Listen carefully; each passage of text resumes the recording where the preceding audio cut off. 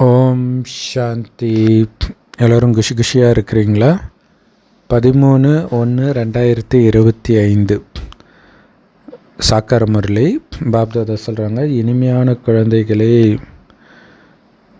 பாபா மேலே அளவுக்கு அதிகமான அன்பு இருக்கணும். ஏன்னா அழுக்காக இருக்கிறவங்கள தூய்மையாக்குறதுக்காக அவர் வந்திருக்கிறார் இல்லையா? அழுக்காக இருந்தால் அதாவது நம்மளையே பாபா சொல்கிறார் அழுக்காக இருக்கிறவங்க கிட்டேருந்து விலகி இருங்கன்ட்டு. ஆனால் ரொம்ப ரொம்ப குப்பையாக இருந்த நம்மளை தூய்மையாக்கிட்டு இருக்கிறார்.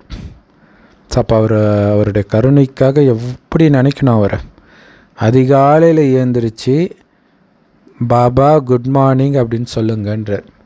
இது வந்து சாதாரண விஷயம் கிடையாது. ஆக்சுவலாக இன்றைக்கி இது டச் ஆச்சு. ஏன் பாபா அதை சொல்கிறாருன்னா, உடலை விட்டு உயிர் பிரியும் பொழுது, அதாவது நீங்கள் எழுந்திரிச்ச உடனே டக்குன்னு பாபா நினைவு வந்தால் தான் குட் மார்னிங் சொல்ல முடியும். அதுமாதிரி இந்த உடலை விட்ட உடனே டக்குன்னு பாபா நினைவு வருவதற்கு அது ஒரு யுக்தி. அது மற்றதெல்லாம் நீங்கள் யோசிச்சுட்டு வர்றதுக்குள்ளே முடிஞ்சு போச்சு. ஃபஸ்ட்டு எண்ணம் தான் உங்களை டிசைட் பண்ணுறது. எழுந்திரிச்ச உடனே ஃபஸ்ட் எண்ணம் பாபா எண்ணம் வருதா? எத்தனை பேருக்கு வருது? எத்தனை தடவை அது மாதிரி வந்துருக்குது? அப்போ எவ்வளோ முயற்சி பண்ணணுன்னு யோசிச்சு பாருங்கள். ஸோ அதுக்கு தான் பாபா சொல்கிறார், எழுந்திரிச்ச உடனே குட் மார்னிங் வரணும்னா முழுக்க அவராகவே இருக்கணும், புத்தி ஃபுல்லாக. அதனால தான் பக்தி மார்க்கத்திலையும் இதோடைய நினைவாக எழுந்திரிச்ச உடனே கடவுளை வணங்குறது 5 மணிக்கெல்லாம் தொழுகை பண்ணுறாங்க முஸ்லீம்கள். எல்லா மதத்துலேயுமே அப்படி இருக்குதுன்னு நினைக்கிறேன்.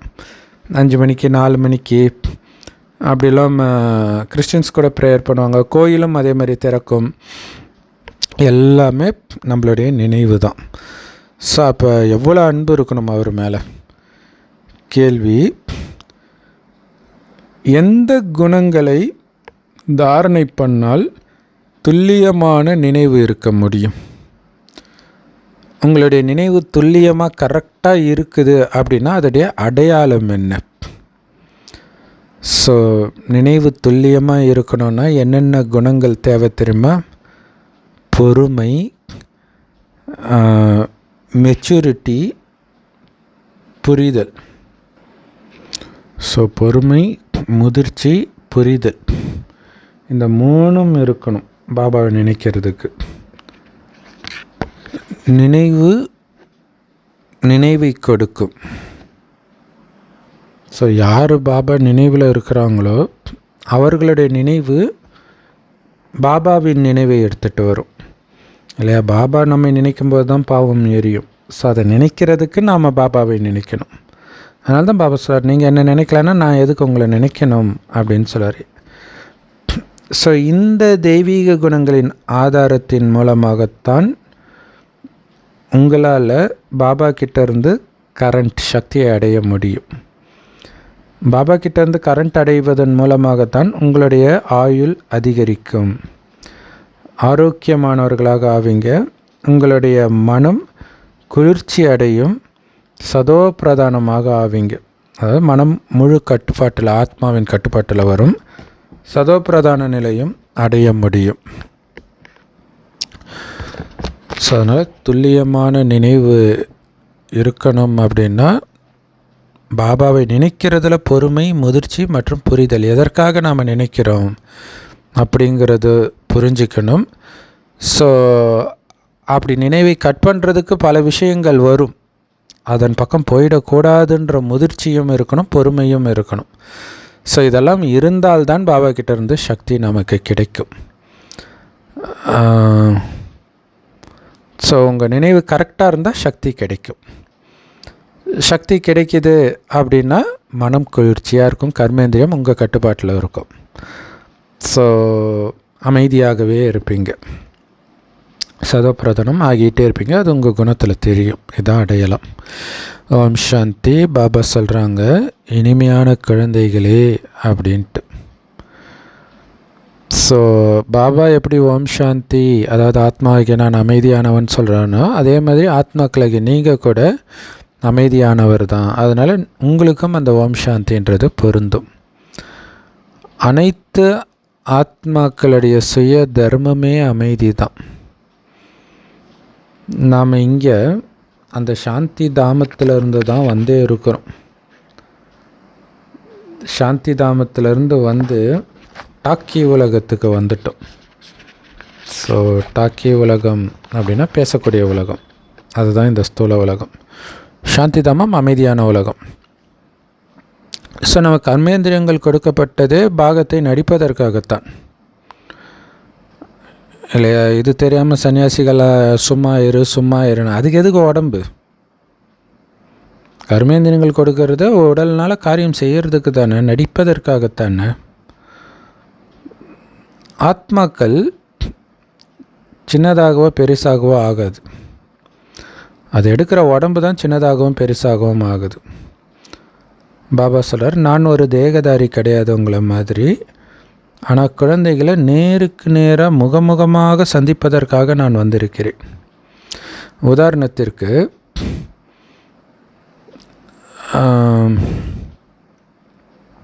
லௌகீக தந்தையினால் உருவாக்கப்பட்ட அந்த குழந்தைங்க நான் பரந்தாமத்திலிருந்து வந்திருக்கிறேன் அப்படின்னு சொல்ல மாட்டாங்க.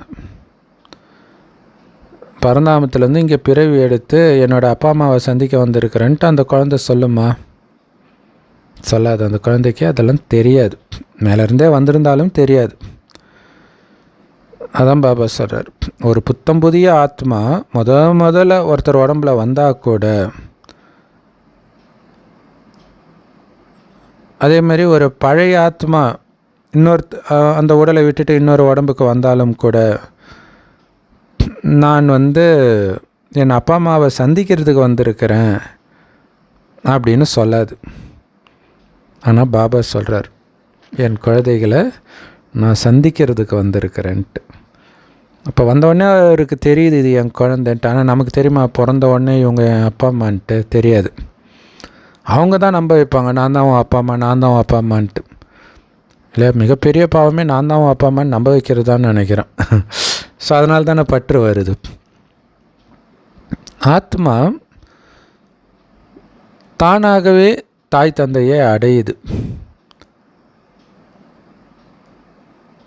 இங்கே புதியதாக இருக்கிறது. பாபா சொல்கிறாரு, நான் பரந்தாமத்தில் இருந்து நேரடியாக குழந்தைங்க முன்னாடி வந்திருக்கிறேன். 5000 வருடத்திற்கு முன்பு போல மீண்டும் அதே ஞானத்தை நான் உங்களுக்கு கொடுக்குறேன். ஏன்னா ஞானம் நிரம்பிய ஞானக்கடல் நான் தான். குழந்தைங்களுக்கு ராஜயோகத்தை கற்றுக் கொடுப்பதற்காகவே நான் வந்திருக்கிறேன். கடவுளை தவிர யாரும் ராஜயோகத்தை கற்றுக் கொடுக்க முடியாது. ஸோ இது ஈஸ்வரனுடைய பாகமே தவிர கிருஷ்ணருடைய ஆத்மாவின் பாகம் கிடையாது ராஜயோகத்தை கற்றுக் கொடுக்கறது. ஸோ அவங்கவுங்களுக்குன்னு ஒரு பாகம் இருக்கும் இல்லை, அதே மாதிரி கடவுளுக்கான பாகம் ராஜயோகத்தை கற்றுக் கொடுப்பது. ஸோ பாபா புரிய வைக்கிறார், இனிமையான குழந்தைகளே, உங்களை ஆத்மான்னு உணருங்க. அப்படி உணர்ந்து பாருங்கள் எவ்வளோ இனிமையாக இருக்கும்ன்ற. ரொம்ப இனிமையாக இருக்கும் உங்களை ஒரு ஒளியாகவே உணர்ந்தீங்கன்னா அப்படின்னு சொல்கிறார். ஏன்னா அந்த இனிமையிலே அவர் இருக்கிறார். ஸோ அதை நமக்கு சொல்கிறார். எவ்வளோ அற்புதமாக இருக்கும் தெரியுமா? அது ஒரு குழந்தை பெரியவங்களுக்கு பாடம் நடத்துறது கிடையாது, பெரியவங்க தான் குழந்தைங்களுக்கு பாடம் நடத்துகிறோம். ஆனால் உண்மையிலே குழந்தை தான் பெரியவங்களுக்கு நடத்தணும், ஏன்னா அதுதான் ஆனந்தமாக இருக்குது இல்லையா? அப்படி ஒரு குழந்தை பாடத்தை நடத்துதுன்னா அது பாபா தான் இல்லையா? குழந்தையை விட பரிசுத்தமாக அவர் இருக்கிறார், அவர் நமக்கு பாடம் நடத்துகிறார். எவ்வளோ இனிமையாக இருக்கும் தெரியுமா? ஆத்மானு உணர்ந்தா நாம் என்னவாக இருந்தோம், இப்போ நம்ம என்னவா ஆகி இருக்கிறோம் அப்படிங்கிறத நீங்கள் உணர்றீங்க. ஸோ உணர்ந்த பிறகு தான் நீங்கள் மற்றவர்களுக்கு புரிய வைக்கிறீங்க இந்த ஞானம் எவ்வளோ அற்புதமாக உருவாக்கப்பட்டிருக்குதுன்ட்டு. ஸோ இது சங்கம யுகம் அப்படிங்கிறத மட்டும் நீங்கள் ஞாபகம் வச்சுக்கிட்டா கூட நான் சத்தியுகத்துக்கு போகிறேன்றது ஆழமாக உங்கள் மைண்டில் பதிவாயிடும். ஏன்னா சங்கம யுகம் என்னது? சத்தியுகத்துக்கு போகிறதுக்கான வழி, வாசல், சொர்க்க வாசல். அது நாம் இல்லையா, காலிங் பெல் அமுத்திட்டு வெளியில் நிற்கிறது எதுக்காக? கதை திறந்தோடனே உள்ளே போகிறதுக்கு தானே. அந்த மாதிரி நம்ம காலிங் பெல் அமுத்திக்கிட்டே இருக்கிறது தான் பாபாவுடைய நினைவு. ஒரு டைம் கதவு திறந்துடும், திறந்த உடனே டபக்குன்னு ஓடி போயிடணும். ஸோ இந்த உடம்புல இருந்துக்கிட்டே நீங்கள் காலிங் பெல் அமுத்துறீங்க, அதனால தான் உடலை விட்டு டக்குன்னு மேலே ஓடிடுறீங்க, கீழே வரக்கூடாது. ஸோ அது ஞாபகம் வச்சுக்கணும் இல்லையா? ஒரு கதவை திறந்த உடனே உள்ளே போகிற மாதிரி இந்த உடலை விடுறது இந்த உடல்ன்ற ஒரு கதவை திறந்து வெளியில் வர மாதிரி. எங்கே நீங்கள் பெல் அடிக்கிறீங்க? சாந்தி தாமத்துக்கு அடிக்கிறீங்க. டக்குன்னு விட்ட உடனே புசுக்குன்னு சாந்தி தாமத்துக்கு போயிடணும். வேறு எண்ணம் வந்துடுச்சு, முடிஞ்சு போச்சு. அதுக்காக தான் எல்லாத்தையும் மறங்கன்றார். சங்கமயுகத்தில் இருக்கிறோம் இல்லையா? இங்கே எல்லாம் இருக்கும்போது எல்லாத்தையும் மறந்தீங்கன்னா மேலே போயிடுவீங்க. இல்லாட்டினா இங்கே இருக்கிற எல்லாம் அழிஞ்சு எதையும் நினைக்க முடியாத ஒரு நிலை இல்லையா? அடி அந்த அந்த தண்டனை அடி இருக்குது பாருங்கள், துரத்தி ஓடி ஓடி ஓடி ஓடி அப்பா இங்கேருந்து தப்பிச்சா போதுன்ற நிலையில் கடைசியில் நினைப்பீங்க. அந்த நிலையை அடைஞ்சு தான் நினைக்கணுமா? அந்த தண்டனை அடைஞ்சு தான் நினைக்கணுமா? அந்த பயத்தோடு தான் நினைக்கணுமா? யோசிச்சு பாருங்க. ஏன்னா இதெல்லாம் பைபிள் யோபில் வருது, அழகாக வருது. சாப்பாட்டுக்கு அலைவாங்க, பயந்துக்கிட்டு இருப்பாங்க, அந்த இருட்டில் இருப்பாங்க, வெளியில் வந்தால் கொண்டுடுவோன்னு பயப்படுவாங்க. இது எல்லாம் கடைசியில் நடக்க போகிற விஷயம். இப்போ யோசிச்சு பாருங்கள் எப்படி இருக்கும் உலகம் இல்லையா? இப்போ நம்ம பார்க்குறோம்ல, அந்த அண்ணா யூனிவர்சிட்டியில் அந்த சகோதரி மிரட்டி பாலியல் அத்துமீறலில் நடந்தான். சிசிடிவி கேமரா இருக்குது, போலீஸ் இருக்குது. அதுக்கே அந்த பொண்ணு பயந்துட்டு தான் இருந்துச்சு. அதுக்கப்புறம் சொல்லிச்சு, இந்த மாதிரிலாம் ஒரு செட்டப்பே இல்லைன்னு வச்சுக்கோங்க. சிசிடிவி கேமரா போலீஸ்லாம் இல்லைன்னா என்ன நடக்கும்னு யோசிச்சு பாருங்கள். இப்படி தான் இருக்கும் உலகம் கடைசியில். அப்போ அதுக்கு முன்னாடி நாம் தப்பிச்சிட வேண்டாம். அதுக்கு தான் பாபா சொல்ற, சங்கமயுகத்தில் இருக்கிறோம், வீட்டுக்கு போயிட்டு இருக்கிறோம், மைண்டில் ஓடிக்கிட்டே இருக்கணும். சங்கமயுகனாலே கலியுகத்தை விட்டு வந்தாச்சு, திரும்பி போகிற வழியே கிடையாது. போனால் பரந்தாமும் சொர்க்கம், ரிட்டர்னே ஒரு அடி கூட எடுத்து வைக்கக்கூடாது. அப்போ கண்டிப்பாக தூய்மை ஆகணும் இல்லையா? இந்த மார்கழி மாதத்தில் என்ன ஒரு குளிர். ஸோ அப்போ அஞ்ஞானிகள் இந்த குளிரில் 4 மணிக்கு பச்சை தண்ணியில் குளிப்பாங்க. போகிற வழியிலலாம் ஓடையில் குளிச்சுட்டு போவாங்க. ஒரு வைராக்கியம் இல்லையா? ரெகுலராக அவங்களுக்கு குளிக்கிற பழக்கம் இருக்குதோ இல்லையோ, பட் அந்த நேரம் அந்த பழக்கத்தை ஏற்படுத்துகிறாங்கல்ல, அதனால் அவங்க எதையும் அடைய போகிறது கிடையாது. ஆனால் நம்ம கண்டிப்பாக அடைய போகிறோம்னா தூய்மை ஆகணும் தானே. இது ரொம்ப ஈஸி. பாபாவை நினச்சிட்டு இருக்கிறது குளிக்கிறத விட ஈஸி. குளித்தாலாவது குளிரும். பாபாவை நினைக்கிறதுல என்ன இருக்குது இல்லையா? ஆனந்தம் தான் இருக்கும். ஸோ நினைவிலே இருந்து இருந்து எல்லாத்தையும் மறக்கணும், வேறு எதுவுமே ஞாபகம் வரக்கூடாது. மிகப்பெரிய எச்சரிக்கை கொடுத்துருந்தார் நேற்று முரளி இல்லையா? சோதிக்க அனுப்பவா நீங்கள் எவ்வளோ தூய்மையாக இருக்கிறீங்கன்ட்டு அப்படின்னு சொன்னார். நான் தூய்மையாக இருப்பேன் அப்படின்ற அந்த கொடியை பறக்க விடுங்க குமார்களும் குமாரிகளும்னு சொன்னார். ஒரு அம்சம் மாத்திரம் கூட எனக்குள்ள தூய்மையின்மை இல்லைன்னு நீங்கள் பறக்க விடுங்கன்ற. ஸோ அப்போ உங்களுக்குள்ள அவ்வளவு சந்தோஷம் இருக்கணுன்ற இல்லையா? இதுலேருந்து தப்பிச்சு போகிறோன்னா எவ்வளோ பெரிய சந்தோஷம். வடகொரியாவில் அவ்வளோ டார்ச்சரு, அதை தப்பிச்சு இன்னொரு நாட்டுக்கு போயிட்டாங்க சேஃப்டியானும் போது அவனுக்கு எவ்வளோ சந்தோஷம் இருக்கும். பட் இருந்தாலுமே சில சமயம் அந்த போன நாட்டில் செக் பண்ணி திரும்ப வடகொரியாவுக்கே அனுப்பிச்சிடுவாங்களாம். அனுப்பிச்சா அவ்வளோதான், ஜெயிலில் இருக்கணும், கொன்று கூட போட்டுருவாங்க. ஆனால் இங்கே அப்படி கிடையாது, கன்ஃபார்மாக வண்டி போயிட்டு இருக்குது. அந்த சந்தோஷத்திலே இருந்தால் நீங்கள் தப்பிச்சு போயிடுவீங்க. ஓஹோ, எல்லையற்ற தந்தையே சொல்கிறார், இனிமையான குழந்தைகளே என்னை நினைவு மட்டும் பண்ணிக்கிட்டே இருங்க. சதோ பிரதானமாகி அந்த சதோ பிரதான உலகத்தின் எஜமானர்களாகிடுவீங்கன்ற. ஜஸ்ட் அவருடைய நினைவு மட்டும் இருந்துக்கிட்டே இருக்கணும். குழந்தைங்களுக்கு எவ்வளோ அன்பு கொடுக்குறாரு பாபா. சும்மா ஒரு ஆசிரியர் ரூபத்தில் பாடத்தை நடத்திட்டு மட்டும் போகிறது கிடையாது. நடத்திட்டு அப்படியே வீட்டுக்கு போயிட்டேன் அப்படி கிடையாது இல்லை. அப்பா வச்சவர் இல்லையா? ஆசிரியராக பாடம் நடத்துகிறதோட அந்த அன்பையும் கொடுத்துக்கிட்டே இருக்கிறார். இதெல்லாம் நீ படித்தாப்போ படிக்காட்டி போன்ட்டு போயிட மாட்டார். காலையில் எழுப்புறதுலேருந்து ஒரு செகண்டும் நமக்கு அப்படி அனுபவமாகும். பாபா கூடவே இருக்கிறது. சத்குரு பார்ட்டும் வேறு, கூடவே இருந்து பண்ணுறதை பார்ப்போம். அவர் நமக்கு அப்பாவாகவும் ஆசிரியராகவும் இருக்கிறாரு, நமக்கு பாடத்தை நடத்துகிறாரு, நினைவு யாத்திரையை நடத்துகிறார். சக்கரம் பெற்ற ஞானத்தையும் நடத்துகிறாரு, நினைவு யாத்திரை பற்றியும் நடத்துகிறாரு, கூடவே அழைச்சிட்டும் போகிறார். நீங்கள் அவர் கையை மட்டும் பிடிச்சிக்கிட்டே இருந்தீங்கன்னா அழைச்சி போயிட்டே இருப்பார்.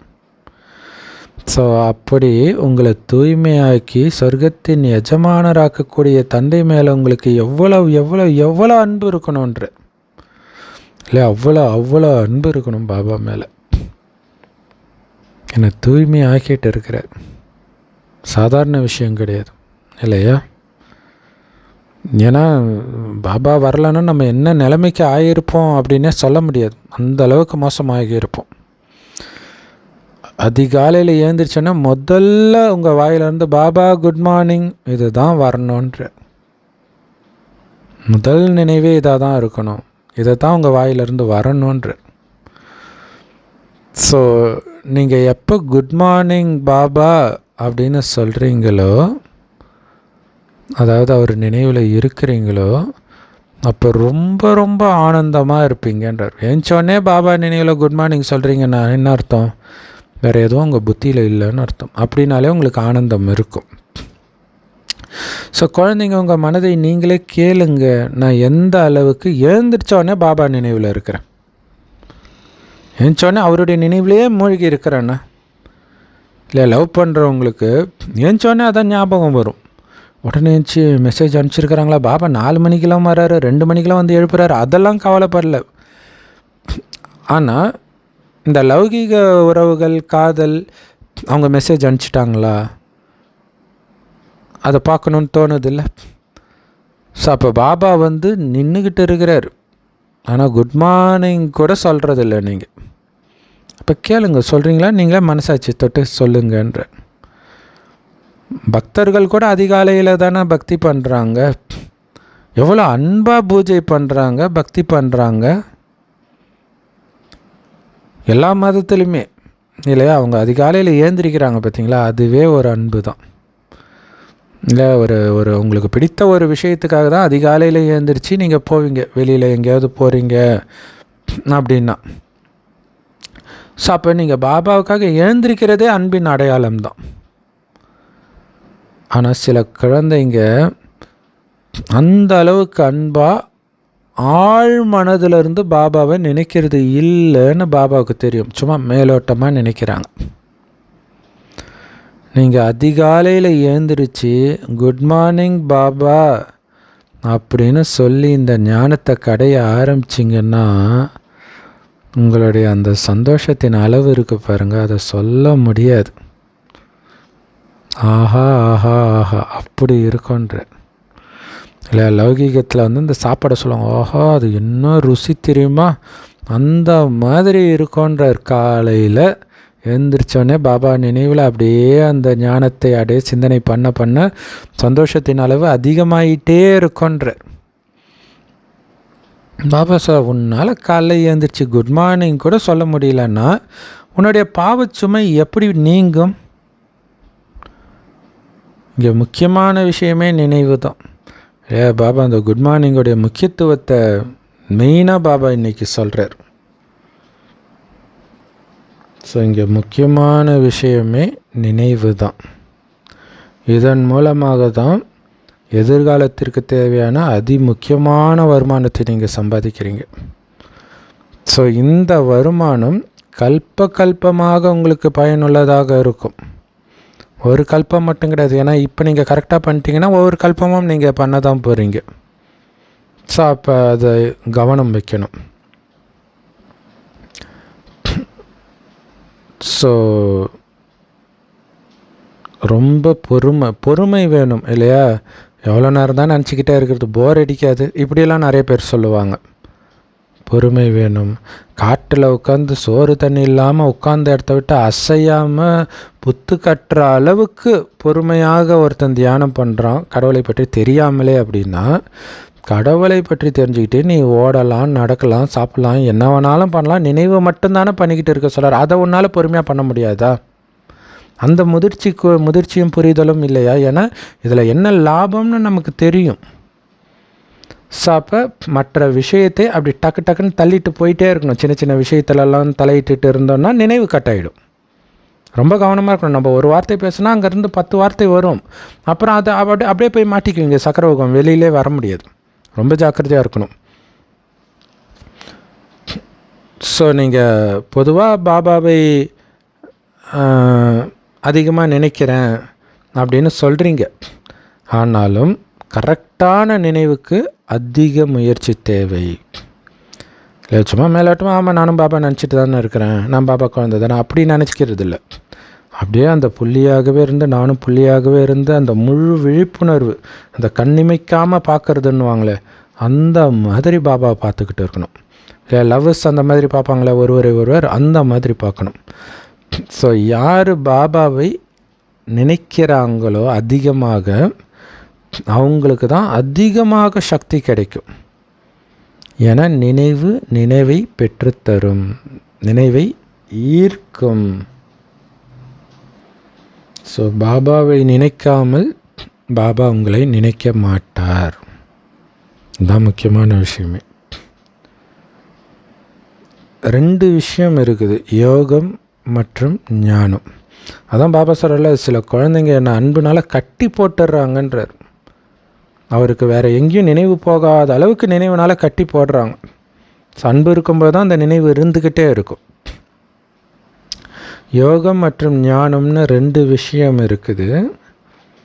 அதிலும் குறிப்பாக இந்த யோகம்ன்றது தனி பாடம், ரொம்ப ரொம்ப ரொம்ப ரொம்ப முக்கியமான பாடம் இந்த யோகம். யோகத்தின் மூலமாகத்தான் ஆத்மாக்கள் சதோபிரதானமாக ஆகுது. நினைவு இல்லை அப்படின்னா சதோபிரதானமாகிறது முடியாத காரியம்ன்ட்டார்.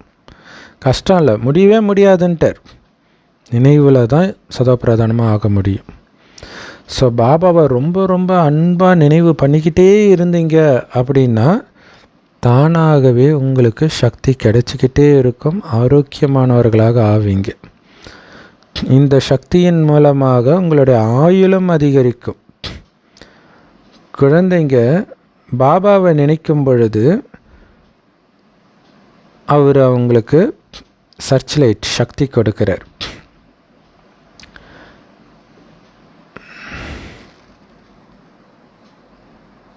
ஸோ இன்னைக்கு முரளியில் பாபா ஒரு லைன்லேயும் அந்த நினைவின் முக்கியத்துவத்தை சொல்கிறார்.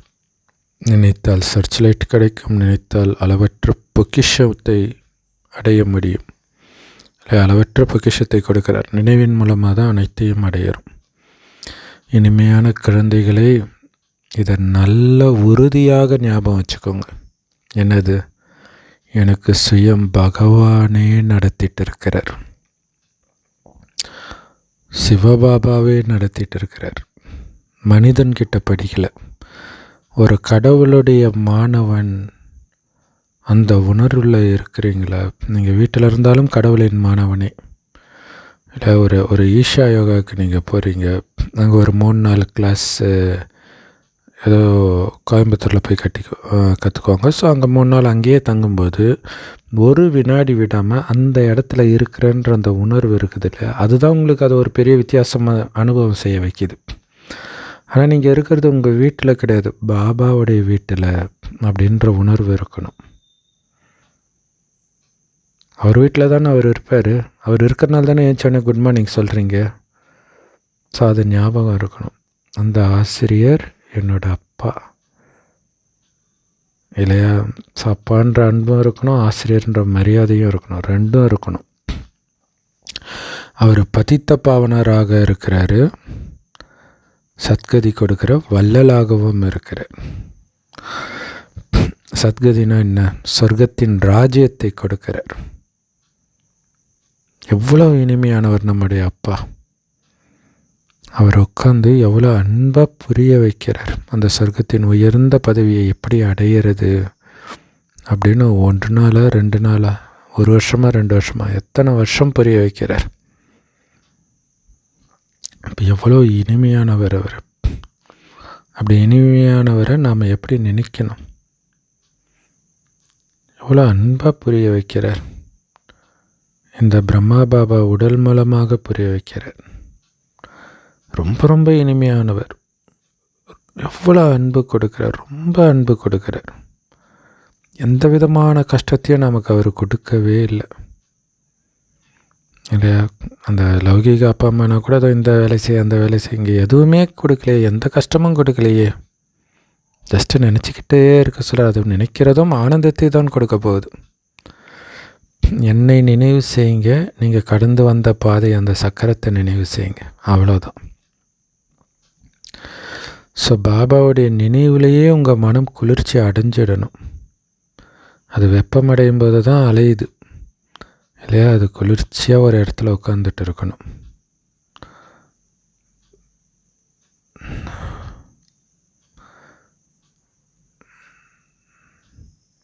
ஸோ ஆக்சுவலாக குளிர் காலத்தில் வந்து ஒரு இடத்துல உட்காந்துட்டு இருப்பாங்க இல்லையா? அந்த மாதிரி மனசை குளிர்ச்சிப்படுத்தி உட்கார வைங்க, அங்கே இங்கே அலையாத மாதிரி.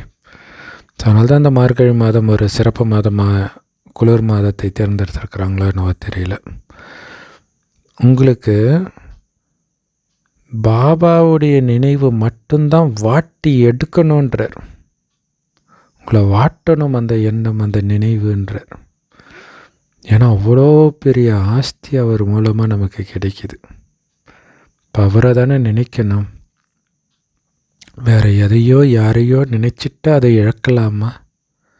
பாபாவை மறக்கலாமா? அதனால் உங்களை நீங்களே செக் பண்ணுங்க. என் அப்பா மேலே எனக்கு எவ்வளோ அன்பு இருக்குது அப்படின்னு செக் பண்ணுங்க. எந்த அளவுக்கு எனக்குள்ள தெய்வீக குணம் இருக்குதுன்னு செக் பண்ணுங்க. குழந்தைங்க முள்ளில் இருந்து மலராகிட்டு இருக்கிறீங்க. எந்த அளவுக்கு நீங்கள் யோகத்தில் இருக்கிறீங்களோ அந்த அளவுக்கு நீங்கள் முள்ளிலிருந்து மலராகிட்டு இருப்பீங்க, சதோப்பிரதானமாவீங்க. ஸோ யோகத்தில் இருக்கிறதுல தான் எல்லாமே இருக்குது. தெய்வீக குணம் அப்போ தான் தாரணையாகும். முள்ளில் இருந்து மலராவீங்க. முள்ளிலிருந்து மலராகிறதுனால என்ன அர்த்தம்? அசுரகுணத்துலேருந்து தெய்வீக குணமுடையவர்களாக மாறுறது. அப்போ தான் சதோப்பிரதானமாக ஆவீங்க. எல்லாத்துக்கும் ஆதாரம் நினைவு தான். எந்த அளவுக்கு நினைவில் இருக்கிறீங்க, எந்த அளவுக்கு அந்த கான்சன்ட்ரேஷன் பவர் இருக்குது. பாபா கிட்டேயே புத்தி இருக்கணுன்றதில் நேற்று ஃபுல்லாக அவ்யக்த முரளியில் அதை தான் பாபா சொன்னார் இல்லையா? ஸோ முற்றிலும் மலர்ந்த மலராகிட்டிங்கன்னா உங்களால் இங்கே இருக்க முடியாது இந்த உடம்பில். ஸோ அந்த மலர்களின் தோட்டம் சொர்க்கம். ஸோ யார் நிறைய முட்களை மலர்களாக மாற்றுறாரோ அவங்கள தான் உண்மையிலே நறுமணமிக்க மலர்கள்னு சொல்ல முடியும். அவங்க யாரையுமே குத்த மாட்டாங்க, யாருக்குமே துக்கம் கொடுக்க மாட்டாங்க. கோபம் ஒரு மிகப்பெரிய முள். ஸோ அது நிறைய பேருக்கு துக்கத்தை கொடுக்கும்.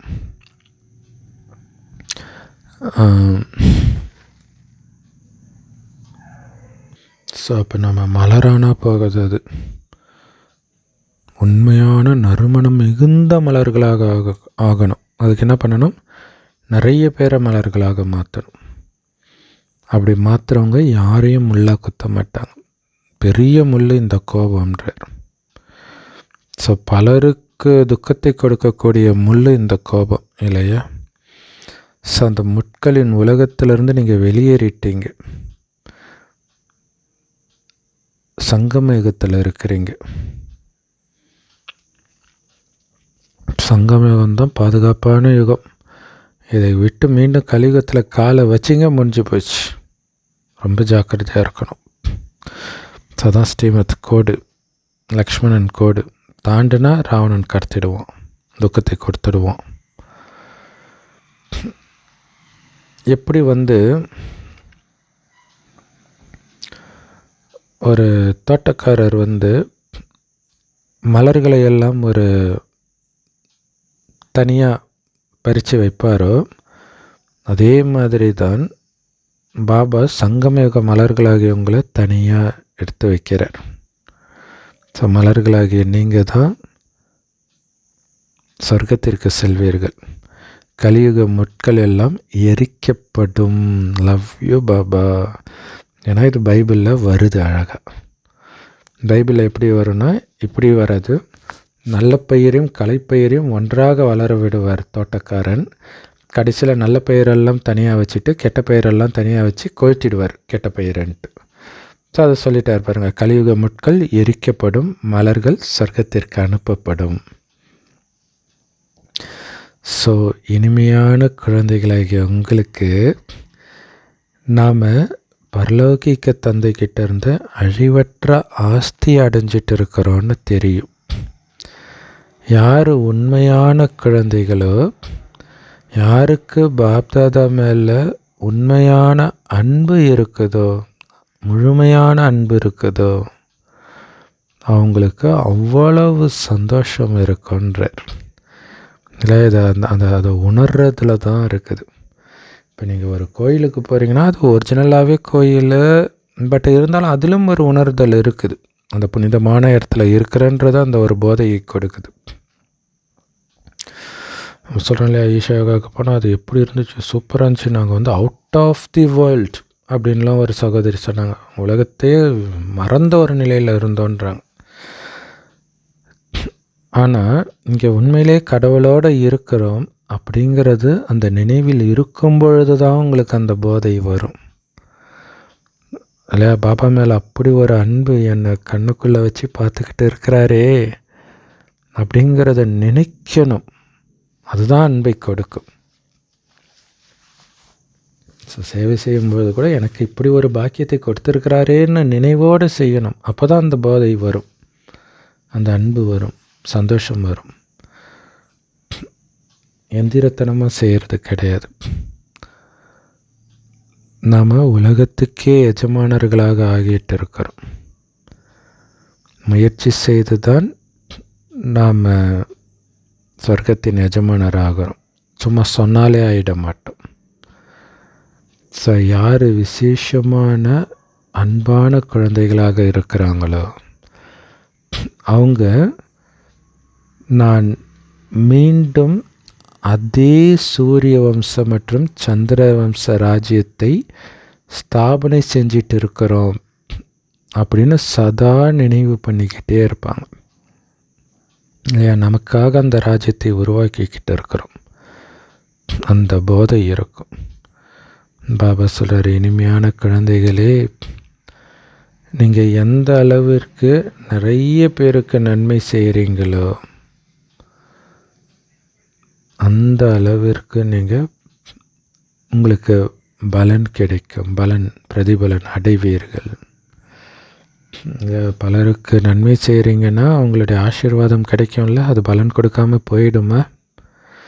ஸோ எந்த அளவிற்கு நீங்கள் நிறைய பேருக்கு பாதை காட்டுறீங்களோ அந்த அளவிற்கு நிறைய பேர்கிட்ட இருந்து உங்களுக்கு ஆசீர்வாதம் கிடைக்கும். அந்த ஆசீர்வாதம் தான் நம்மை பாதுகாக்கும், முயற்சியில் தடை வராமல் பார்த்துக்கும்.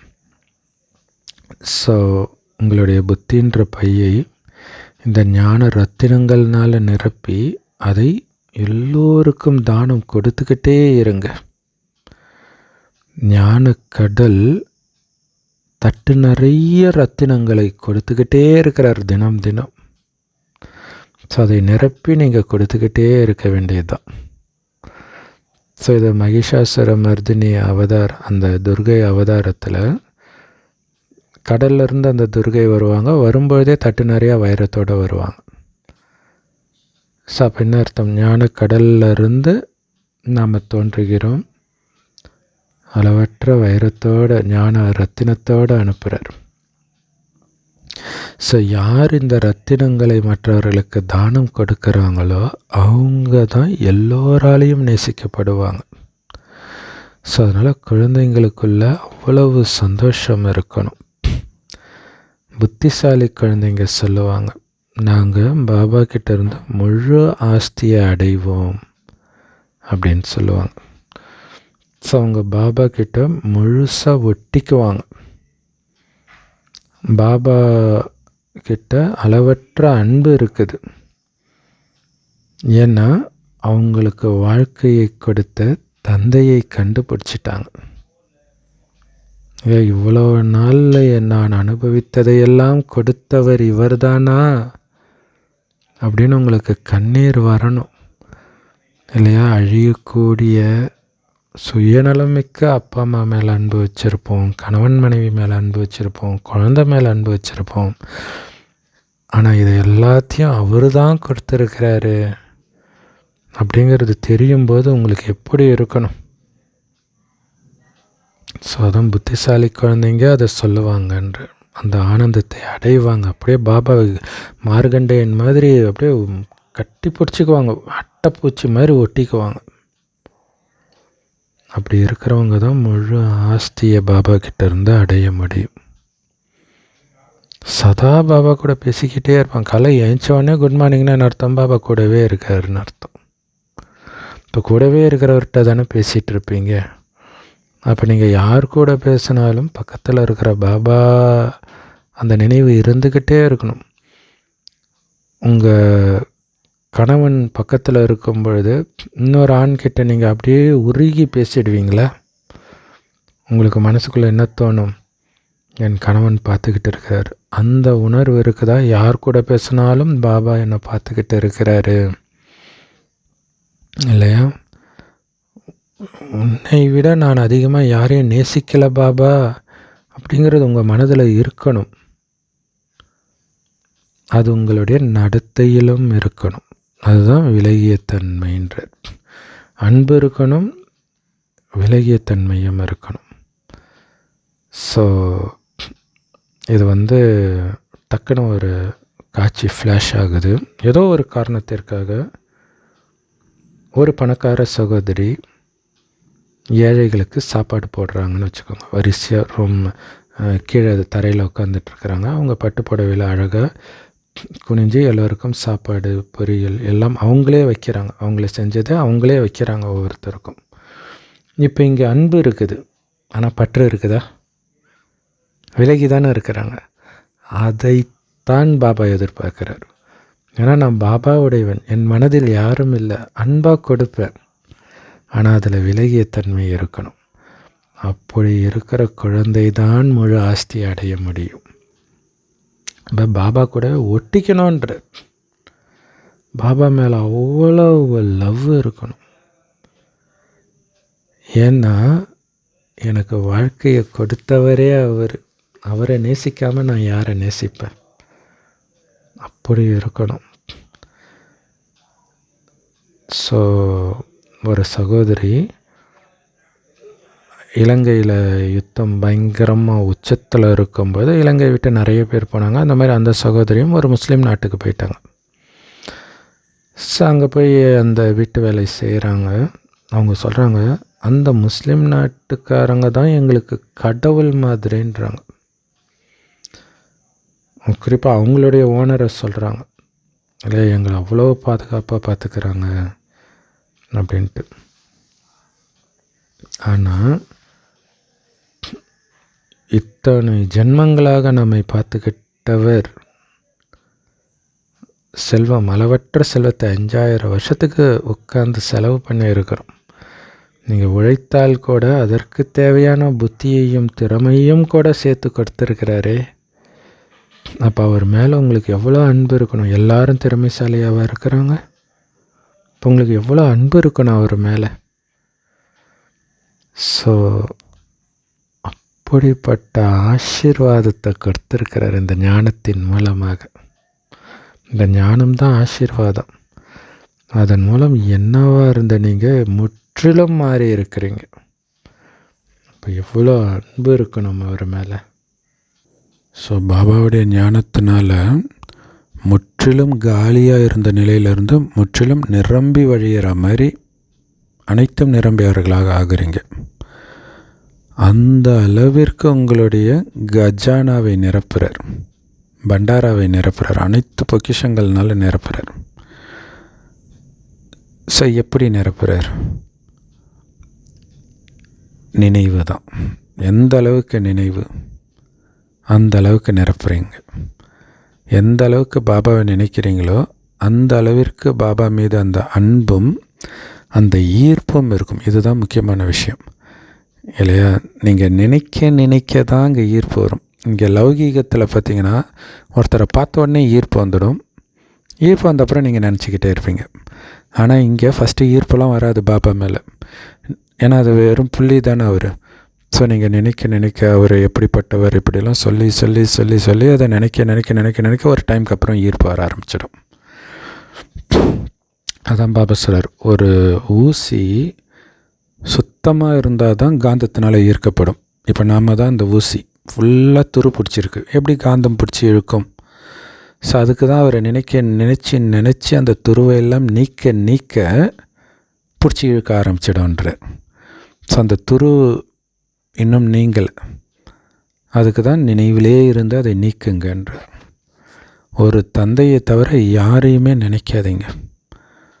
எப்படி ஒரு மனைவிக்கு கணவன் மேலே குறிப்பாக திருமணமான புதிதில் எவ்வளோ அன்பு இருக்கும், அந்த திருமணமான புதிதில்ன்றதை விட அந்த நிச்சயதார்த்தம் அந்த ஈர்ப்பு வேறு இருக்கும் இல்லையா? அந்த மாதிரி நீங்களும் நிச்சயிக்கப்பட்டிருக்கிறீங்க பாபாவோட, உலகத்தின் நம்பர் 1 அழகனோட, சுந்தரர் இல்லையா, அவர் சுந்தரேஸ்வர், அவரோட எப்போவுமே சுந்தரராக அழகாக இருக்கிறவரோட நிச்சயிக்கப்பட்டிருக்கிறோம். ஸோ அப்போ உங்களை நீங்கள் வெறும் ஒளிப்புள்ளியாக நினைக்கும் பொழுது தான் அந்த ஒளிப்புள்ளியோடைய மனைவின்ற அந்த போதை வரும். ஸோ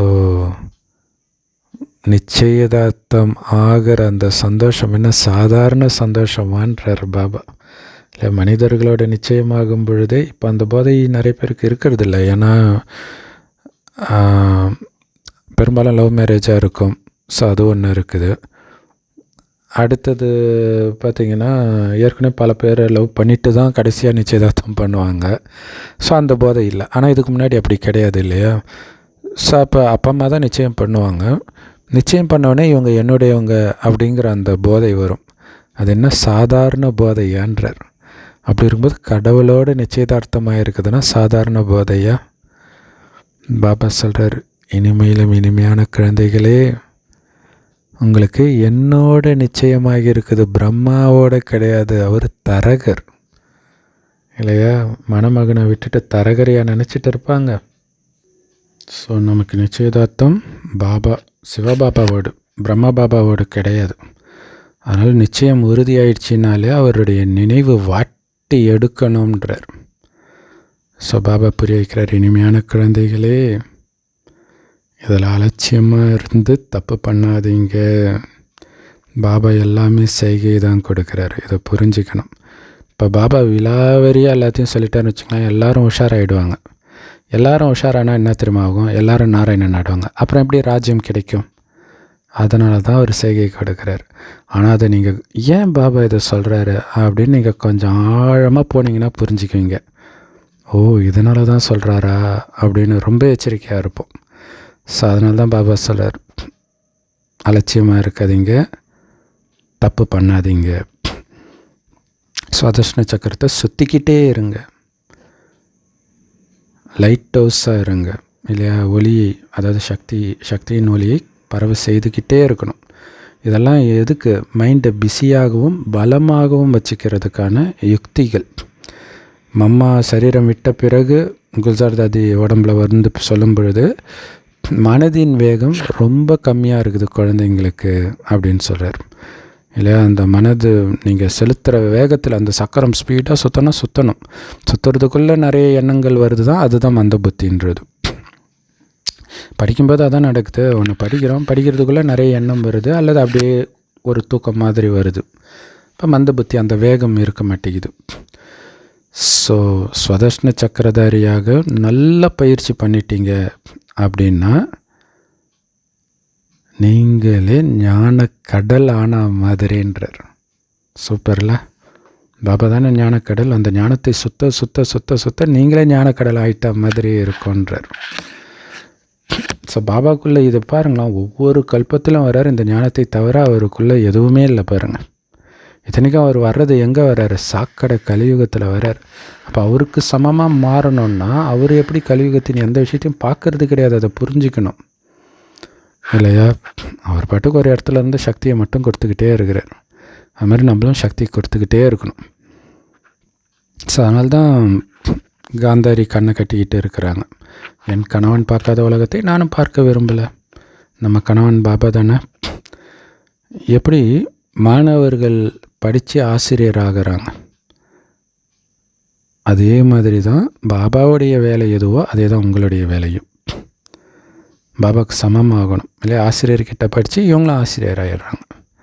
பாபா கிட்ட படித்து பாபாவுக்கு சமமாக ஞானக்கடல் ஆகணும். எல்லோரையும் ஸ்வதஷ்ண சக்கரதாரியாக மாற்றுங்க.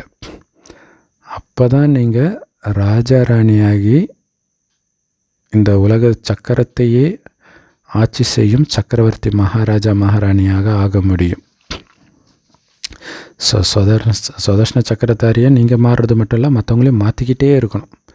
எப்படி? இந்த ஞானத்தை பற்றி மட்டுமே பேச பேச பேச பேச பேச அவர்களுக்கும் இந்த ஞானம் பற்றிய சிந்தனையே ஓடிக்கிட்டு இருக்கும். அதனால தான் பாபா தொடர்ந்து குழந்தைங்க கிட்ட கேட்டுக்கிட்டே இருக்கார். குழந்த, சக்கரத்தை சுற்றிக்கிட்டு தானே உட்காந்துட்டு இருக்கிற, சக்கரை நிற்கலல்ல அப்படின்னு கேட்குறார் இல்லையா? மனதுக்குள்ளே அந்த ஞானம் 84 பிறவி சுற்றிக்கிட்டே இருக்கணும். பாபா கூட ஸ்வதஷ்ண சக்கரதாரி குழந்தைங்களை வீட்டுக்கு திரும்ப அழைச்சிட்டு போகிறதுக்காக வந்திருக்கிறார். ஏன்னா குழந்தைங்க இல்லாமல் எனக்கே நிம்மதி இல்லைன்றார் பாபா. லவ் யூ பாபா இல்லையா?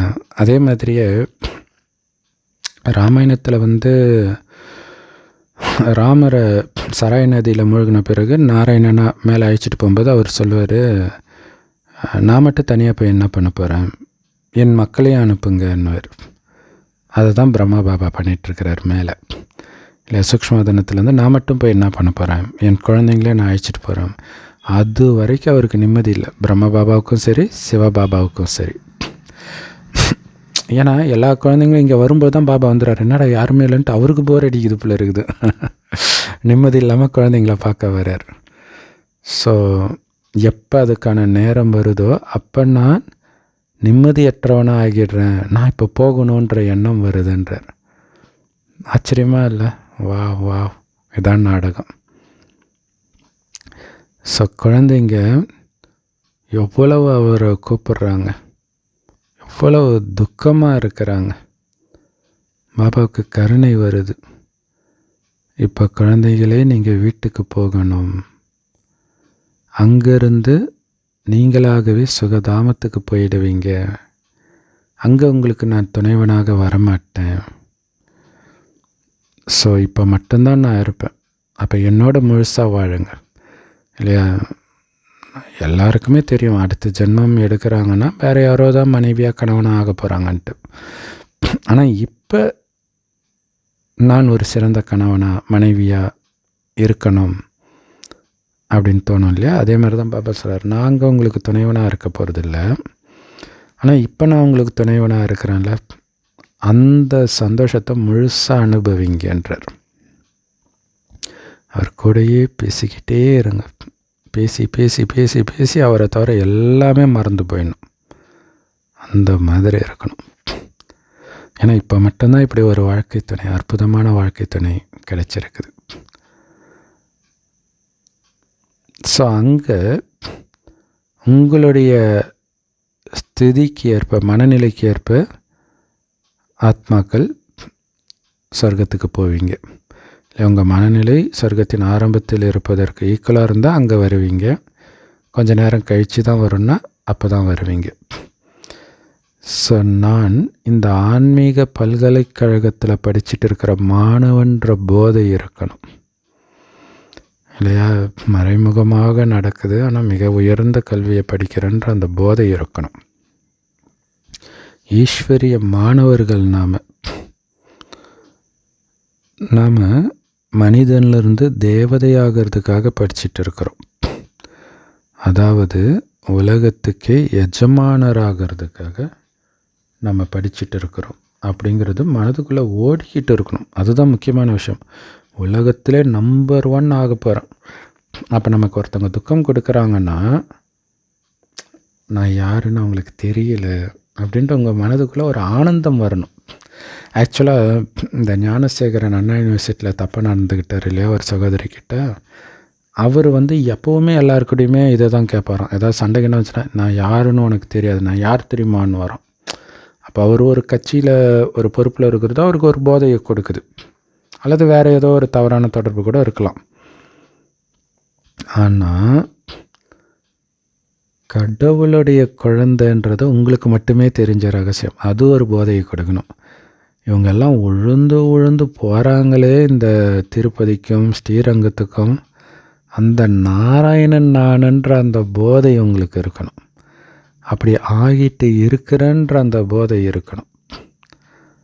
ஸோ இந்த போதையில் இருக்கும் பொழுது உங்களை ஒருத்தர் திட்டுனாங்கன்னா, பாவம் நான் யாருன்னு அவங்களுக்கு தெரியலை அப்படின்னு உங்களுக்கு ஆனந்தம் வரும். ஏன்னா உங்களுடைய தீவிர பக்தராக இருப்பாங்க இதே ஜென்மத்தில், ஆனால் உங்களை திட்டிகிட்டு இருப்பாங்க. அப்போ உங்களுக்கு அதை நீங்கள் ஒரு மாறு வேடத்தில், ராஜாக்கள் மாறு வேடத்தில் வருவாங்கன்னுவாங்களே, அந்த மாதிரி நீங்கள் மாறு வேடத்தில் இருக்கிறீங்கன்னு பாவம் அவங்களுக்கு தெரியல. அந்த போதை இருக்கணும். கடவுளுடைய மாணவர்கள் நாங்கள் அப்படின்ற போதை இருக்கணும். நாம் மனிதன்லேருந்து தேவதை ஆகிறதுக்காக, இந்த உலகத்துக்கே எஜமானர் ஆகிறதுக்காக படிச்சுட்டு இருக்கிறோம். இதன் மூலமாக நாம் அனைத்து அமைச்சரவை துறையிலும் பாஸ் ஆகிறோம். ஸோ ஆரோக்கியத்தின் டிகிரியும் அடையிறோம், கல்விக்கான டிகிரியும் அடையிறோம், நம்முடைய நடத்தையை சீர்திருத்த கல்வியும் படிக்கிறோம். ஸோ ஆரோக்கிய health ministry, food ministry, land ministry, அதாவது நிலம், உணவு, ஆரோக்கியம், கட்டிடத்துறை எல்லாமே இதில் வந்துடுதுன்றார் இந்த ஞானத்தில்.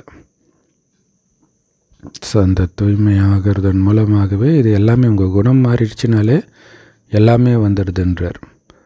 ஸோ பாபா உட்காந்து இனிமையிலும் இனிமையான குழந்தைங்களுக்கு சொல்கிறாரு, குழந்தைகளே, ஒரு கூட்டத்து முன்னாடி நீங்கள் சொற்பொழிவாற்றும்போது அடிக்கடி திரும்ப திரும்ப சொல்லுங்கள், உங்களை ஆத்மான்னு உணர்ந்து பரமபிதா பரமாத்மாவை நினைவு செய்யுங்கன்ட்டு.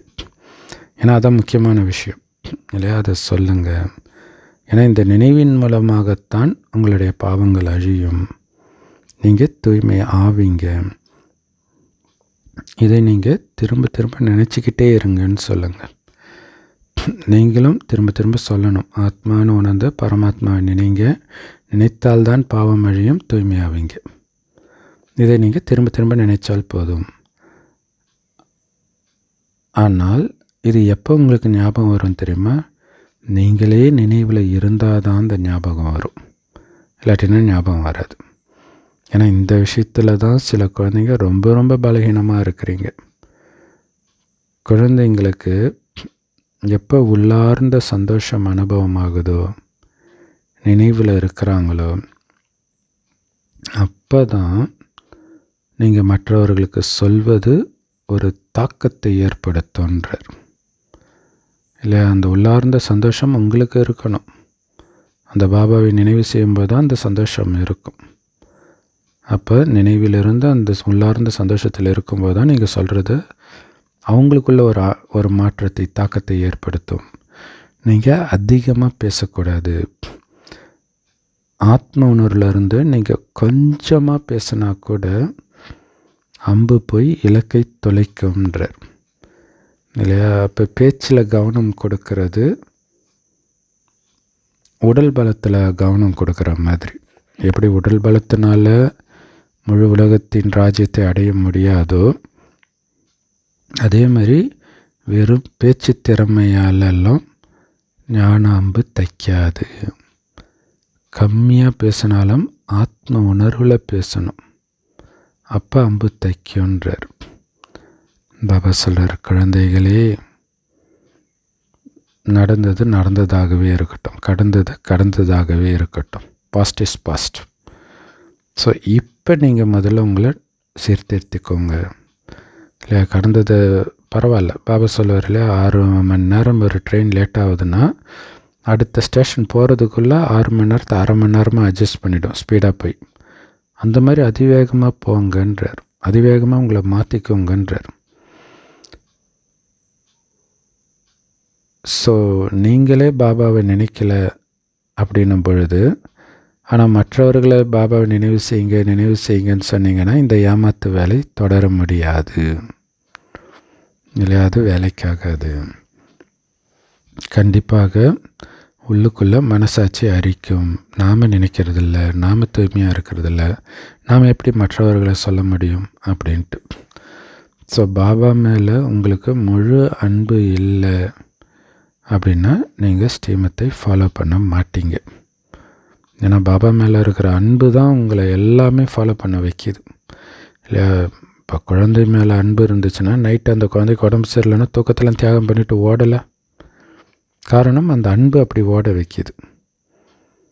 ஸோ அந்த மாதிரி பாபா மேலே அன்பு இல்லைன்னா ஸ்ரீமத்தை ஃபாலோ பண்ண மாட்டீங்கன்ட்டார். முடிஞ்சு போச்சு.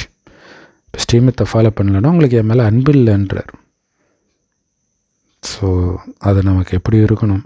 நான் பாபா இப்படி சொல்லிட்டு அன்பு இல்லைன்ட்டு அப்போ நான் சொல்கிறதெல்லாம் ஃபாலோ பண்ணேன். ஏன்னா இந்த எல்லையற்ற தந்தை கொடுக்குற இந்த உயர்ந்த ஞானத்தை வேறு யாராலும் கொடுக்கவும் முடியாது.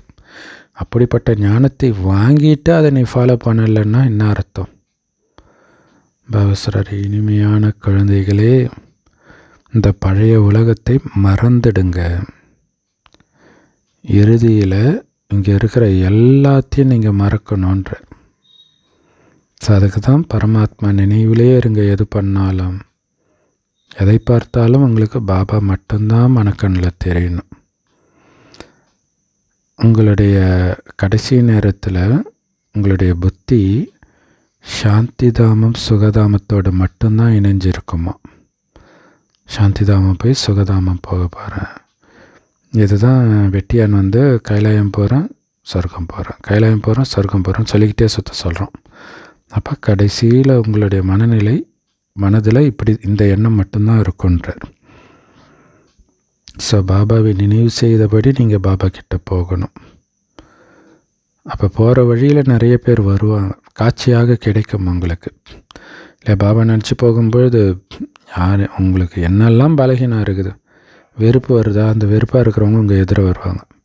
அப்போ உங்கள் மனம் ஆட்டங்கானதா ஃபெயில் ஆகிடுவீங்க. உங்களுக்கு யாரை ரொம்ப பிடிக்குது அவங்க வருவாங்க. இப்போ பிடிக்கல, எப்போவோ பிடிச்சது அவங்க வருவாங்க. சின்ன வயசில் முதல்ல லவ் பண்ண பொண்ணு பையன் நிற்பான், அதே அழகோடு சின்ன வயசோட. அவங்கள நீங்கள் பார்க்கணுன்ற ஒரு சின்ன ஏக்கம் இருந்துச்சுன்னா கடைசியில் ஃபெயில் ஆகிடுவீங்க. எதையும் நான் பார்க்க மாட்டேன் பாபாவை தவிர. அதுதான் தர்மர் சகோதரர்களெல்லாம் விழறாங்க, மனைவியெல்லாம் விழறா, யாரையும் திரும்பி பார்க்காம போய்கிட்டே இருக்கிறார் பாருங்க. திரும்பி போனால் மாட்டிக்கும். எப்போ அந்த இமயமலை மேலே ஏறும்போது விழறாங்க. அப்படின்னா என்ன அர்த்தம்? பரந்தாமத்துக்கு போகிற வழியில் இதெல்லாம் நடக்கும். சூக்ஷ்மவதனத்தை தாண்டி தானே போகணும், சூக்ஷ்மவதனம் காட்சி கொடுக்க தானே. ஸோ ரொம்ப ஜாக்கிரதையாக இருக்கணும். ஸ்தூலமாக ஜெயித்தாலும் சூக்ஷ்மமாக மாட்டிக்குவீங்க.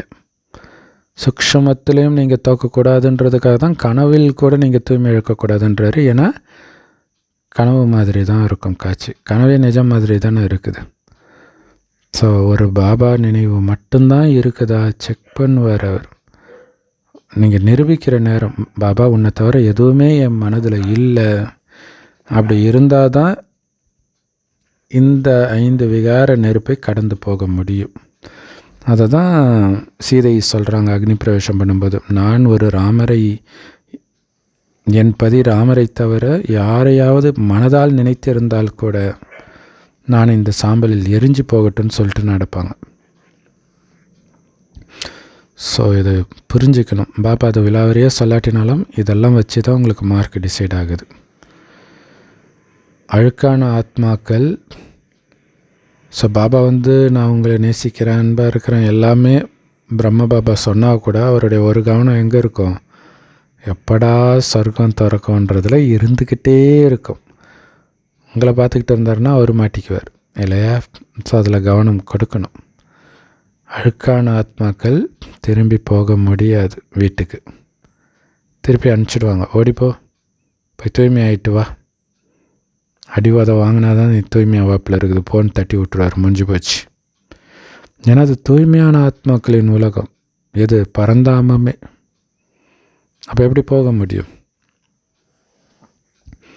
ஸோ இந்த உடம்பு பஞ்ச தத்துவத்தினால் ஆனது. இந்த பஞ்ச தத்துவம் உங்களை திரும்ப திரும்ப இங்கே இருன்ட்டு பிடிச்சி இழுக்குது.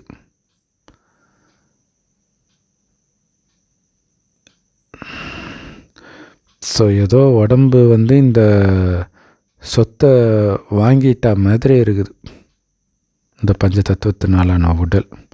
அதனால்தான் உடல் மேலே அப்படி ஒரு ஈர்ப்பு, விடுறதுக்கு தயாராக இல்லையே, எதுதோ காரணம் இல்லையா. நீங்கள் இல்லாட்டினாலும் உலகம் இருந்ததில்ல. விஜய் ஆண்டனி சொல்கிறார், நான் இறந்துட்டா என்ன ஆகிடும், எல்லாம் நல்லா தான் இருக்கும் அப்படிங்கிறார். ஸோ அப்போ அது அவர் தயாராகிறார் இல்லையா, அதை பற்றி சிந்தனை பண்ணுறார்.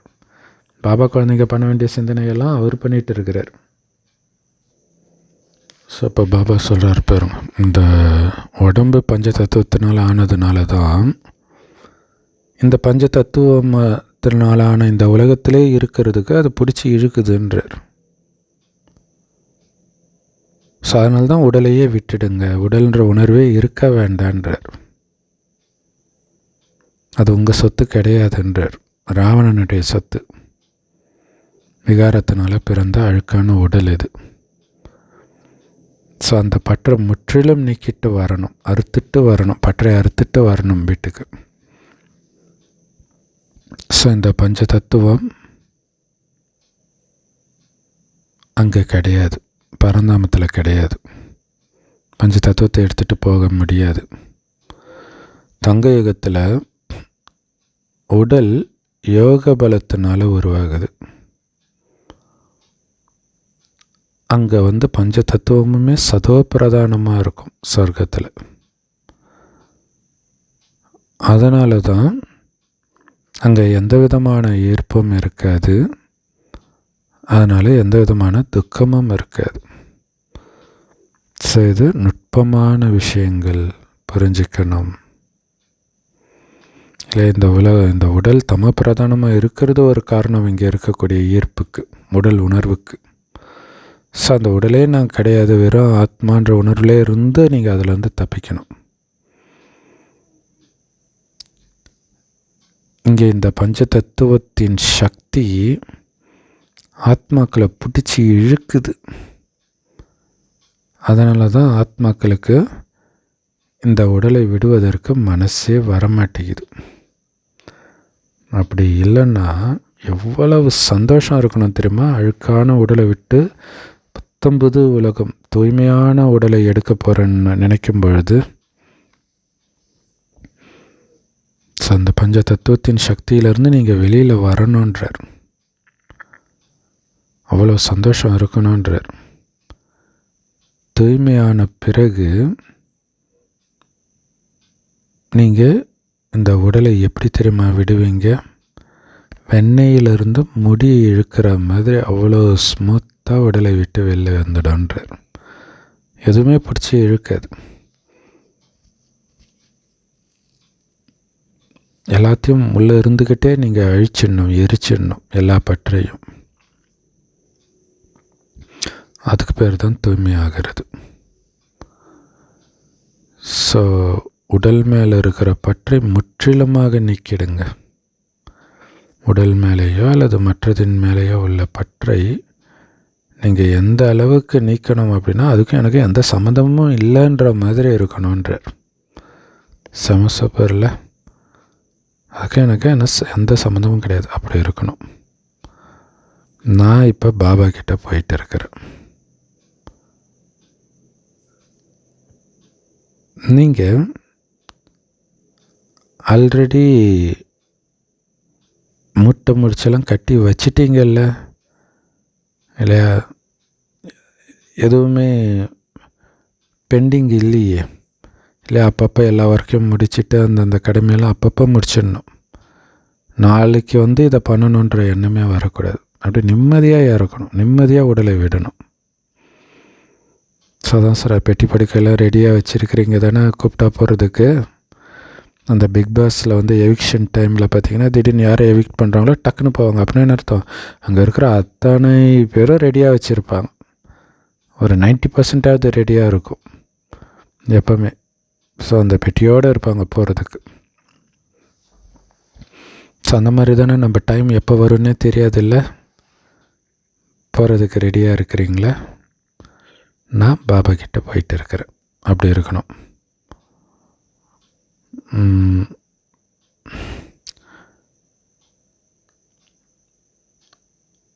ஏன்னா அதெல்லாம் உங்கள் கூட வராது.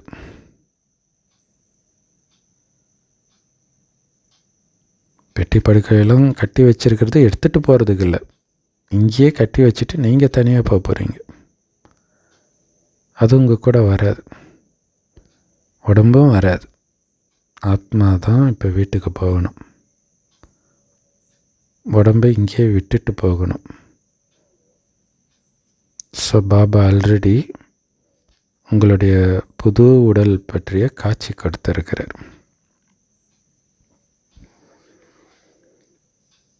ஸோ அந்த புது உடலை நான் எடுக்கணும், அதுதான் உங்களுடைய லட்சியமாக இருக்கணும். இந்த கலியுகத்தின் யாரின் மீதும் உங்களுக்கு ஈர்ப்பு இருக்கக்கூடாது.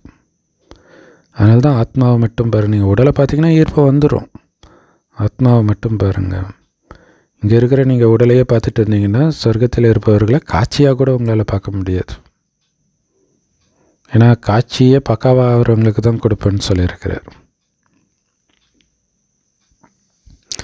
ஸோ ஏற்கனவே ஆரம்பத்தில் அந்த மாதிரி காட்சியெல்லாம் கொடுத்துருக்கிறார், சொர்க்கத்தின் புது உடலின் காட்சிகள்.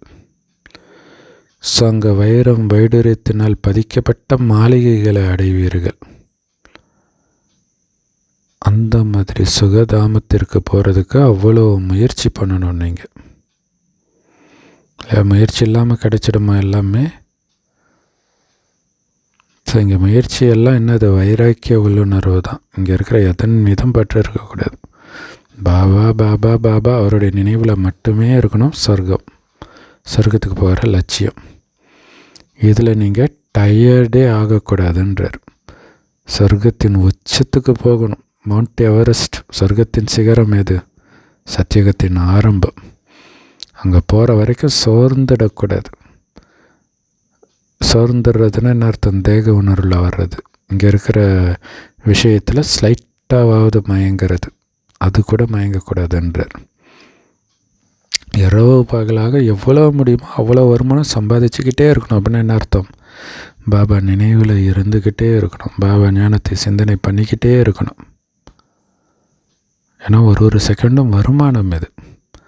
அதனால தான் பாபா சொல்றார், குழந்தைகளே, தூக்கத்தை வென்றவர்களே, என்னை மட்டும் நிரந்தரமாக நினைவு செய்யுங்கள். இந்த ஞானக்கடலை கடைஞ்சிக்கிட்டே இருங்க. இல்லை, தூக்கத்தை வென்று பாபாவை நினைக்கிறோம். ஸோ தூக்கம் அப்படிங்கிறது புத்தி வேலை செய்யாமல் மனம் மட்டும் டமால்னு எழுந்திரிச்சிடும், அதுதான் கனவு. ஸோ அந்த கனவிலும் விழிப்புணர்வாக இருப்பவர்கள். அதனால தான் கனவில் கூட தூக்கத்தை தூய்மை இழக்கக்கூடாதுன்னு பாபா சொல்கிறார் இல்லையா? தூக்கத்தை வென்ற குழந்தைகளே,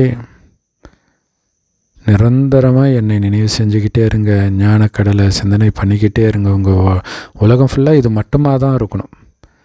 வேறு எதுவுமே உங்கள் உலகத்தில் இல்லைன்னா வேறு எதுவும் எப்படி ஞாபகம் வரும்? ஸோ இந்த நாடகத்தின் ரகசியத்தை உங்கள் புத்தியில் வைக்கிறதன் மூலமாக உங்களுடைய புத்தி முற்றிலும் குளிர்ச்சியாக மாறுது. பாருங்க, நாடகத்தின் ரகசியத்தை தெரிஞ்சுக்கிட்டாலே உங்கள் புத்தி முழு குளிர்ச்சி அடையும், அமைதி அடையும்ன்றார். ஏன்னா போக போகிறது மிக உயர்ந்த இடம்.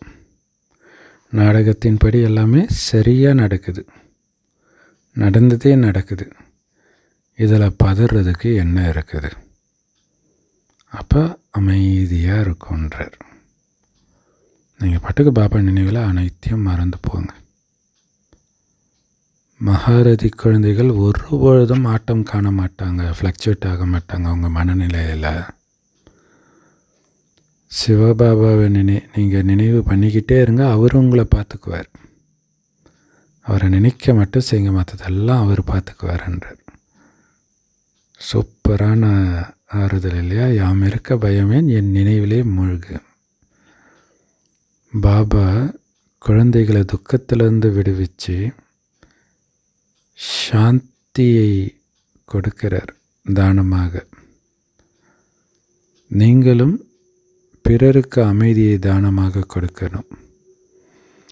இந்த எல்லையற்ற அமைதி, உங்களுடைய இந்த எல்லையற்ற அமைதி இருக்குது பாருங்க, அதாவது இந்த யோக பலம் மற்றவர்களையும் முற்றிலும் அமைதி கொள்ள செய்யும்.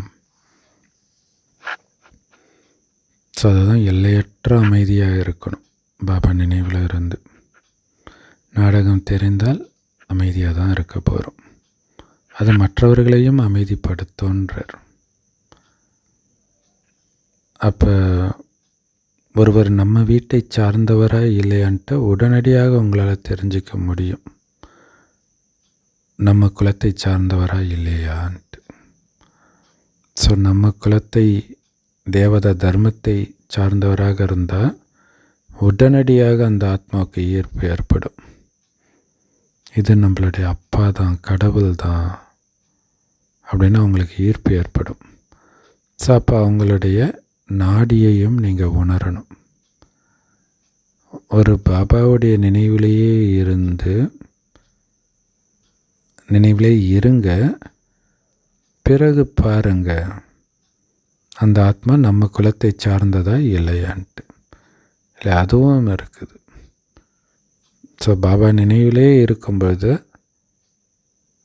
ஈர்ப்பு வரும். வரலைன்னா அது நம்ம தர்மத்தை ஆத்மா இல்லை அப்படின்னு புரிஞ்சிக்கலாம். நம்ம தர்மத்தை சார்ந்த ஆத்மாவாக இருந்தால் அப்படியே முற்றிலும் அமைதியாக மாறி ஆர்வமாக இந்த ஞானத்தை கேட்டுட்டு இருக்கும். எந்த தேவையற்ற கேள்வியும் கேட்காது. யார் நம்ம குலத்தை சார்ந்தவர்களோ அவர்களுக்கு மட்டும்தான் இந்த விஷயங்களின் இனிமை அனுபவமாகுன்ற. இந்த விஷயத்தை கேட்கும்போது அவ்வளோ இனிமையாக அனுபவமாகும். ஸோ குழந்தைங்க பாபாவை நினைக்கும் பொழுது அவரும் உங்களை நேசிக்கிறார், ஆத்மாக்களைத்தான் நேசிக்கிறார். ஸோ யார் அதிக பக்தி செஞ்சுருக்கிறாங்களோ அவங்க தான் அதிகமாக இந்த ஞானத்தையும் படிப்பாங்க. ஸோ அவங்களுடைய முகத்தை வைத்தே பாபா மேலே அவங்களுக்கு எவ்வளோ அன்பு இருக்குது அப்படிங்கிறத உங்களால் புரிஞ்சிக்க முடியும். ஆத்மாக்களாகிய நீங்கள் பாபாவை பார்க்குறீங்க, பாபா ஆத்மாக்களுக்கு புரிய வைக்கிறார்.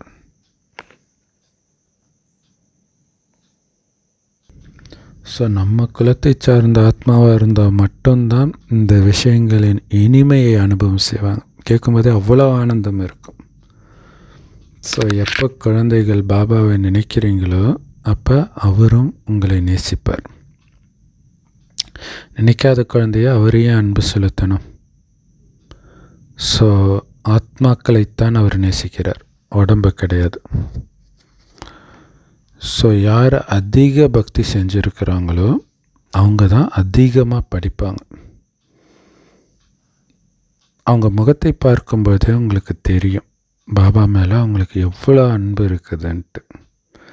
இல்லையா? அந்த பாபாவை நினச்சிக்கிட்டே இருக்கும்போது அந்த முகமே மாறும், ஆனந்தமாக இருக்கும். ஸோ அதை வச்சு நம்ம தெரிஞ்சுக்கலாம் அவங்க பாபா மேலே எவ்வளோ அன்பு வச்சுருக்கிறாங்க அப்படின்ட்டு. ஸோ ஆத்மாக்கள் பாபாவைத்தான் பார்க்குறோம். நமக்கு ஆத்மாக்களுக்கு அவர் சொல்லி கொடுக்குறாரு அப்படிங்கிறத பாபாவும் புரிஞ்சுக்கிறார். நான் ரொம்ப ரொம்ப சின்ன புள்ளிக்கு அந்த ஆத்மாவுக்கு சொல்லி கொடுக்குறேன்.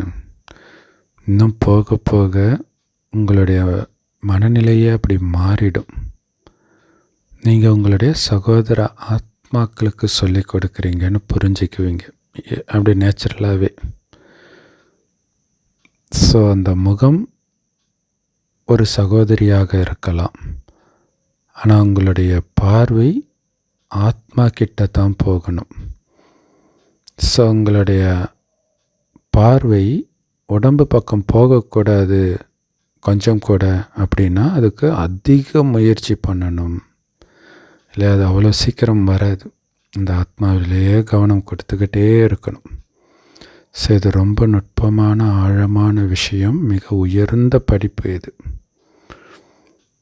ஸோ இதை எடை போட்டிங்கன்னா இந்த படிப்புடைய பக்கம் அவ்வளோ கனமாக இருக்கும், அவ்வளோ படிப்பு இருக்குது இதில். ஸோ மிக ஆழமான ரகசியங்களை வெளிப்படுத்திய இனிமையான பாப்தாதாவுக்கு அன்பு நினைவுகள் மற்றும் காலை வணக்கம். உங்களுடைய புத்திங்கிற பையை ஞான ரத்தினங்களால் நிரப்பிக்கிட்டு மற்றவர்களுக்கும் இதை நீங்கள் தானம் கொடுக்கணும். யார் மற்றவர்களுக்கு இந்த ஞான ரத்தினங்களை தானம் கொடுத்துக்கிட்டே இருக்கிறாங்களோ அவங்க தான் எல்லோராலையும் நேசிக்கப்படுவாங்க. அவர்களுக்கு எல்லையற்ற சந்தோஷம் அனுபவமாகிட்டே இருக்கும். ஸோ அதனால் ஞானத்தை கொடுக்குற சேவை பண்ணிக்கிட்டே இருக்கணும். ஸோ அந்த ஞானத்தை கொடுக்கும்பொழுது ஆத்ம உணர்விலிருந்து சுப பாவனையோடும் கொடுக்கணும். சகோதர ஆத்மாவுக்கு கொடுக்குறேன் அப்படின்ற உணர்வுலையும் கொடுக்கணும்.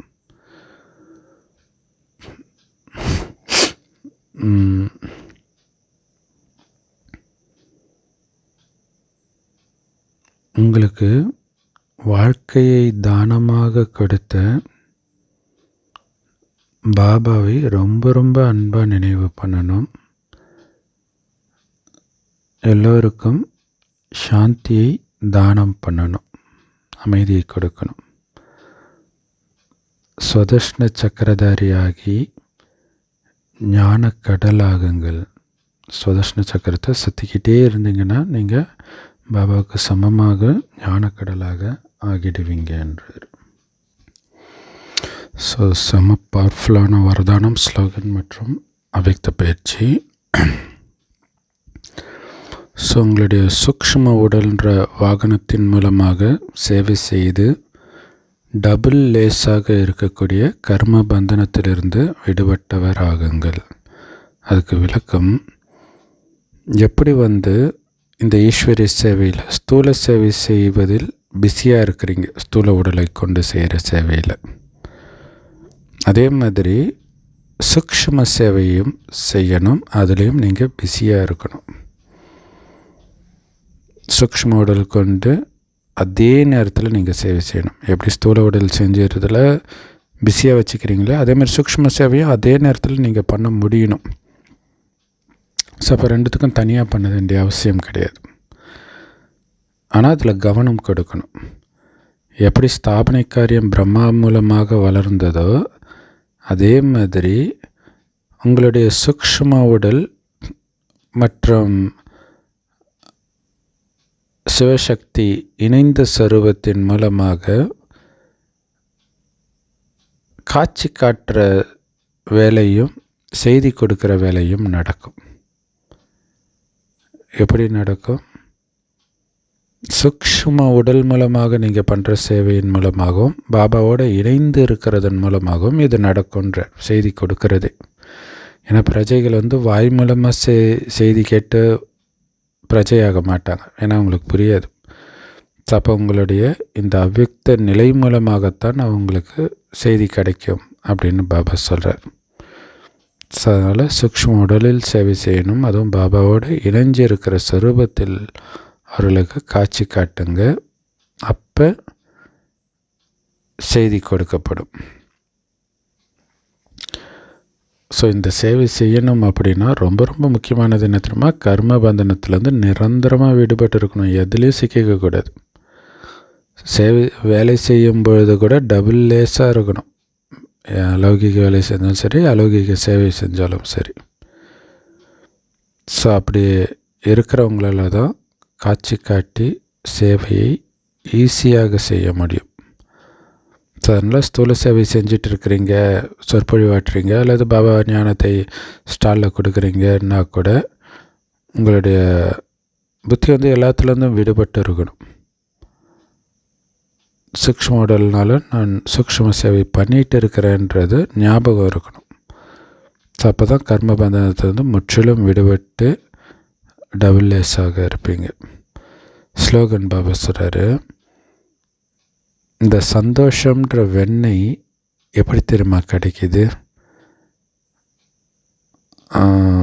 ஞானத்தை சிந்தனை பண்ணுறதுனால கிடைக்கிது. ஸோ ஞானத்தை சிந்தனை செய்ய செய்ய ஞானக்கடலை கடைய கடைய சந்தோஷம்ன்ற வெண்ணெய் கிடைக்கிது இல்லையா? இந்த சந்தோஷம் என்கிற வெண்ணெய் தான் உங்கள் வாழ்க்கையை பலம் வாய்ந்ததாக மாற்றுது, ஆயுளை அதிகரிக்குது. அதனால தான் சந்தோஷத்தை மாதிரி சத்தான உணவு கிடையாது அப்படின்னு பாபா சொல்லுவார். சரி, இன்றைய மனச சேவை, நீங்கள் யாருமே எங்களுக்கு சேவை செய்கிறதுக்கு வாய்ப்பே கிடைக்கலன்னு சொல்லவே முடியாது. யாராலையாவது பேச முடியல அப்படின்னா கூட அவங்க மனதுனால சேவை பண்ண முடியுமே. சந்தோஷத்தின் உள்ளுணர்வை வாயுமண்டலத்தில் உருவாக்க முடியுமே மனதின் மூலமாக. ஸோ சந்தோஷத்தை கொடுக்கக்கூடிய ஒரு வாயுமண்டலத்தை, மனநிலையை உங்களால் உருவாக்க முடியும் தானே. அதுக்கு நீங்கள் பண்ண வேண்டியதெல்லாம் நீங்கள் சந்தோஷமாக இருக்கணும். உலகத்திற்கு சக்தி கொடுக்குற சேவை செஞ்சுக்கிட்டே இருந்தாலே அந்த சந்தோஷம் இருக்க தான் செய்யும். ஸோ உங்களுடைய ஆரோக்கியம் நல்லா இல்லை, உடம்பு சரியில்லைன்னா கூட வீட்டில் உட்காந்துக்கிட்டே இந்த சேவை செய்ய முடியுமே, இந்த சேவைக்கான சகயோகம் பண்ண முடியுமே, மனசா சேவைக்கு. ஸோ அதுக்கு நீங்கள் பண்ண வேண்டியதெல்லாம் சுத்தமான எண்ணங்களின் சேமிப்பு இருக்கணும் உங்கள் மைண்டில். உங்கள் மனம் ஃபுல்லாக சுபபாவனை மட்டுமே நிரம்பி இருக்கணும். ஸோ இதை நீங்கள் மற்றவர்களுக்கு கொடுத்துக்கிட்டே இருக்கிறது தான் மனச சேவை. ஸோ இந்த சேவை உங்களால் எப்போவுமே பண்ண முடியும் அப்படின்னு பாபா சொல்கிறார். ஓம் சாந்தி. செம powerful Murali. Love you Bap Dada. Thank you Bap Dada. குஷியாக இருங்க, குளிர்ச்சியாக இருங்க.